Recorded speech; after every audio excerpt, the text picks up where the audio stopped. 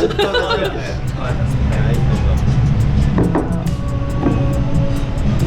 麗。うわ、映えだわ。すごい。菜の花乗ってんのこれ。それはね、そう、まあ、野良ボーナー。あ、野良ボーナーの方。いきます。じゃあこれ。こっちがしらすと豆としらすだっけ？豆としらすかな？で、野良ボーナーがトッピングされてます。しらすが乗ってる。しらす見えない。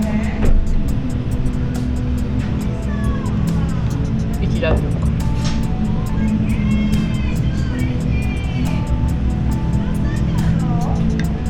と思って。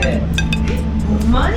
バレちゃった。これがバターチキン。バチャー。今日ね、パシフィックにビール作りに来たんです。あ、そっか。びっくり。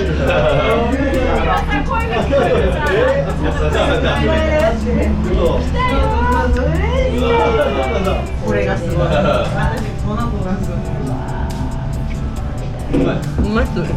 辛いね、結構。このしびれがいいね。あ、全然ノーボーナーうまい。うん。で、うん。去年さ、私森道でバーガー買いに行ってて。ああ、バーガーうまかったね。あ、バーガーさん。そういう名前。パイナップル入ってたよね。休憩でね、3人で食べたもんね。一瞬だけピクニックみたいな。1個戻るわ、時間ね。ちょっとした休憩にね、バーガーでね、楽しかったよね、ピクニック。プチピクニック一周するやつ。